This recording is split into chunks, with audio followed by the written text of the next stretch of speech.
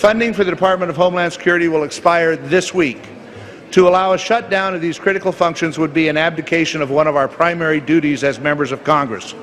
It is the constitutional duty of this body to provide funding for the federal government, all of the federal government, and this should be without the threat of shutdowns or the lurching uncertainty of continuing resolutions. Along with Miranda Kahn on the anchor desk, J.D. Hayworth welcoming you back to America's Forum. We just heard Republican Congressman Mike Simpson of Idaho on the House choosing to fund Homeland Security, but without any funding limitations on immigration restrictions. The bill will fund the agency through September. It now goes to President Obama for his signature. And we now go to another conversation. You see the headline from our parent website, Newsmax.com. Staying with us at Newsmax LA, our good friend Larry Elder.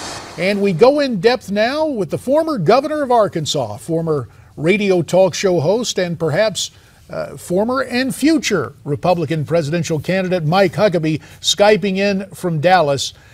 Governor, give me your take on this thing.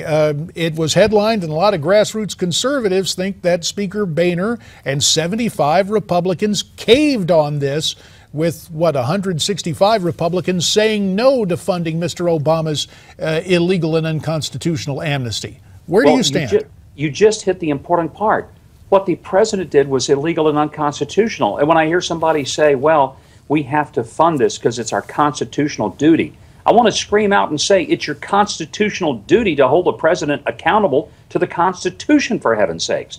And JD, I'm sitting here wondering, why did I work so hard and campaign all last year to help Republicans get a majority in the Senate and to add to their numbers in the House? Not only raising money through my PAC, raising money for individual campaigns, and doling out quite a bit of my personal money for my wife and me. Why did we do that? If when the Republicans get in power, they're not going to do anything differently than they did when they were the absolute minority. I just don't understand what's the point of getting Republicans elected if they're not going to do the duty that they have constitutionally, and that is to be a second branch of government to provide the checks and balances to the unlawful actions of this president who did something that he said 22 times that he couldn't do. That's how my frustration is over the top right now with that.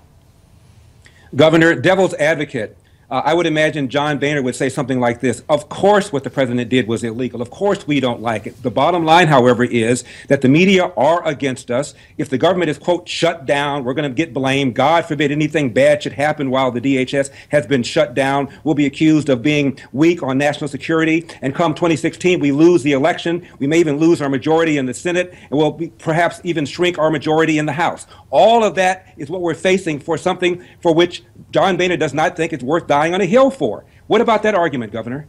Well, here's the difference between this hill and the hill, let's say, when the Obamacare shutdown happened.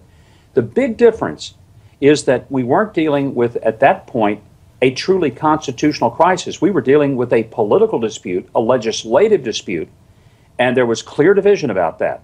Now we're dealing with something that goes to the heart of the Constitution.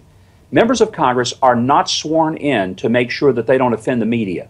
Members of Congress are sworn in to make sure that they uphold the Constitution. I remember that that was the oath that they all took. Was there anything in that oath about making sure the media was happy with what they did or that the media didn't misinterpret them? No.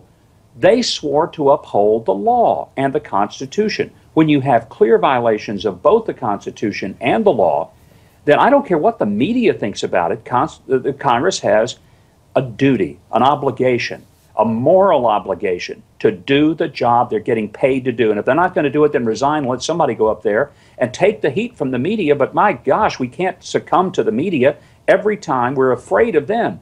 We need to be afraid of not following the law and turning our government on its head more than we need to be afraid of what the New York Times is going to write about us on any given day.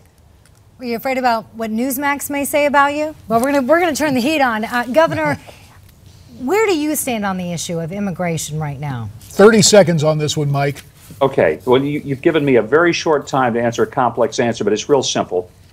Secure the border. Without a secure border, nothing matters. Don't talk about anything else until the border is secure. And once you've done that, then you have the conversation. But the big question is not who's coming, how many. The question needs to be, why are they coming? If they're coming because they love America, want to build America, speak the language and be part of us, that's one thing. If they're coming to get free benefits, I'm sorry, we need to meet you at the secure door and say it's probably not a good fit. So you wouldn't have signed the bill, right?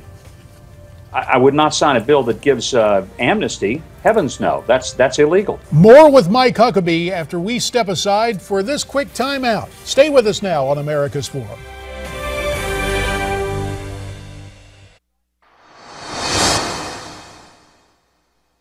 It is a tough deal.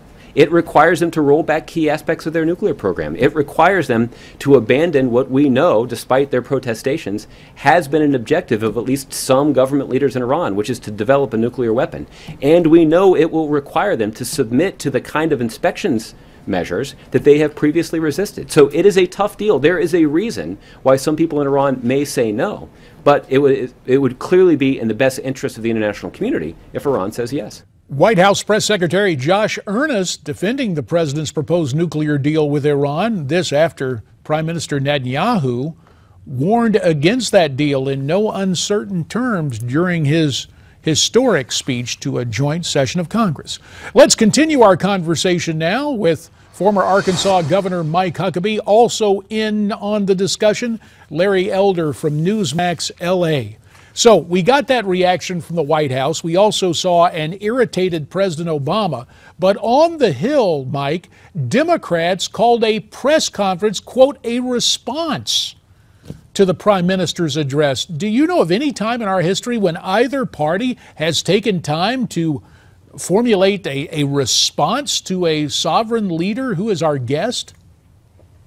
No, I don't, J.D., and I think it was embarrassing on the part of the Democrats. Number one, because they needed to listen to what the Prime Minister had to say.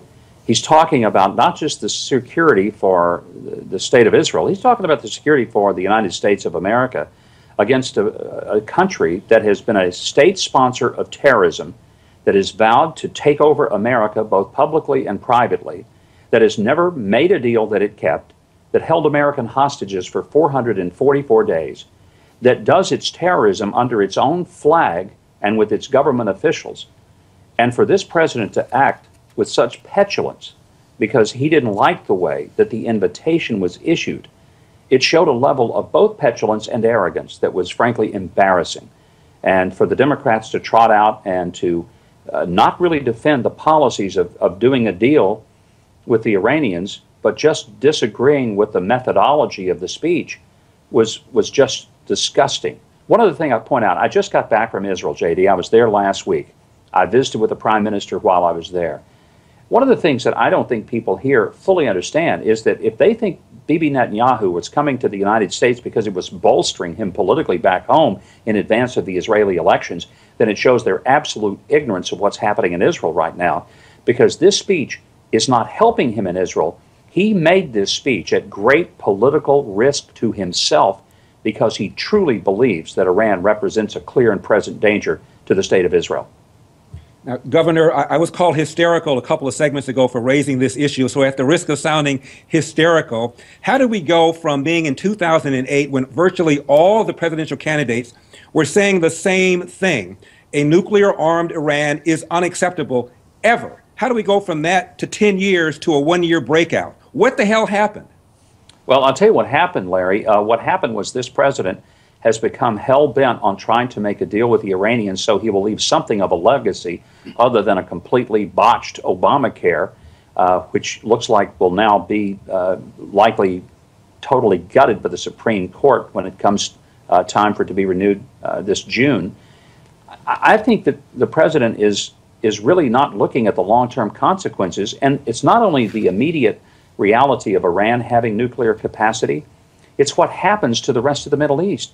You know, what people are not talking about is that this deal is not just opposed by the Israelis, it's opposed by the Jordanians, the Egyptians, the Saudis, the Emirates, it's opposed by the Kuwaitis. There's nobody in the Middle East that thinks this is a great idea to let Iran move toward having nuclear arms. Nobody with IQ above broccoli could possibly think that letting the Iranians have nuclear devices makes any more sense than giving a pyromaniac a can of gasoline and a box of matches. And that's what, in essence, we're doing by letting the Iranians proceed on. And we need to make it very clear, as we once bipartisan, or did in a bipartisan way, every Democrat, every Republican said unilaterally, there will be no nuclear Iran.